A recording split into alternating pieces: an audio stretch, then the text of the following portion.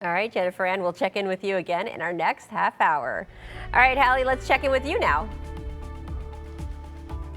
All right, well, temperatures on the rise this last day of February. Temperatures into the 50s for highs, showers on tap, and then some changes in like a lion maybe for March. I'll talk about that coming up. And changes at the Golden Globes. What we can expect tonight at one of the first award shows of the year. And next, we're expecting an announcement after a report connected the Crown Prince of Saudi Arabia to the killing of a journalist. What President Biden has already told the Saudi king. You're watching 7 Action News this morning. Fight.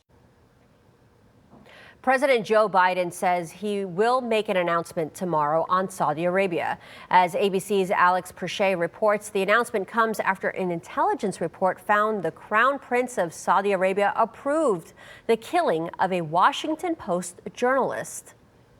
There'll be announcements on Monday of what we're going to be doing with Saudi Arabia. A declassified U.S. intelligence report accuses Mohammed bin Salman, heir to the Saudi Arabian throne, of approving the brutal murder of Washington Post reporter and U.S. resident Jamal Khashoggi, last seen in 2018 walking into the Saudi consulate in Istanbul. The report, citing the Crown Prince's control of decision-making, the direct involvement of a key advisor and member of a security detail in the operation, and the Crown Prince's support of violent measures to silence dissidents abroad. The report concluding it's highly unlikely that Saudi officials would have carried out an operation of this nature without the Crown Prince's authorization. The Saudi government's calling these conclusions unjustified and inaccurate.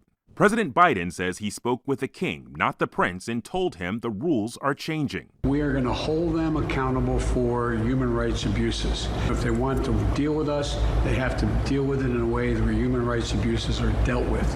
And we're trying to do that across the world. Former President Trump had defended the Crown Prince. Nobody so far has pointed directly a finger at the future king of Saudi Arabia. But the Biden administration unveiling a Khashoggi policy, imposing visa restrictions on foreign officials believed to be directly involved in plots against dissidents, starting with 76 Saudis. Though it stopped short of directly penalizing the Crown Prince. I think it's fundamentally a problem if you conclude that the Crown Prince ordered the capture or kill, but only hold people that followed the orders to account. Alex Perche, ABC News, Washington.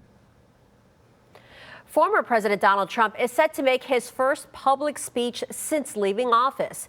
He will be the final speaker at the Conservative Political Action Conference today in Orlando, Florida. Trump is expected to discuss his political future, and he may talk about Republicans who he sees as disloyal. The former president's spokesman said Trump is considering forming a super PAC to further his political goals. Well, low tide is leaving the famed canals in Venice almost empty. Traditional gondolas and boats are seen sitting on the muddy banks as water levels plummet. The exceptionally low tides come just months after the city was hit by flooding. High tides flooded St. Mark's Square back in December, causing damage to shops and other businesses. And in November of 2019, Venice suffered its worst flooding in more than 50 years. At that time, the mayor blamed climate change. 6:18, let's take a live look over Southfield, and things will be warming up, but more rain could be moving in. Hallie Vogel is here to tell us when we can expect that happening. Hallie. And good morning, Simon. A few showers still possible this morning, especially further south to our south of I-94. And then it looks like a line of showers coming through this afternoon with the cold front. But it's going to be a mild finish to February today with temperatures into the 50s, low to mid 50s across the area with those occasional rain showers. And then it's debatable whether March is coming in like a lion. It's going to be windy tomorrow, colder tomorrow with a few snow showers. When you compare it to today, we could probably say that certainly. So something we'll be watching here, and temperatures will be falling too as we go through the day tomorrow. So certainly much colder is what we're looking at. Temperature right now, 35 degrees downtown, also in Ann Arbor, 36 degrees in Pontiac. A little colder for you in Lapeer, 32 degrees. And whenever we see 32 degrees and some fog, the concern's always going to be that we could see a little bit of ice or black ice on area roadways that haven't been treated. So just watch for that, especially to the north in Lapeer, up toward Port Sanilac, where visibility is down. Elsewhere, though, it should be a pretty decent drive if you are headed out early this morning. Watching a few of those showers just starting to make it across the state line into southern Michigan, especially through southern Lenawee, Monroe County at this point. So once again, the further south you are, better chance this morning.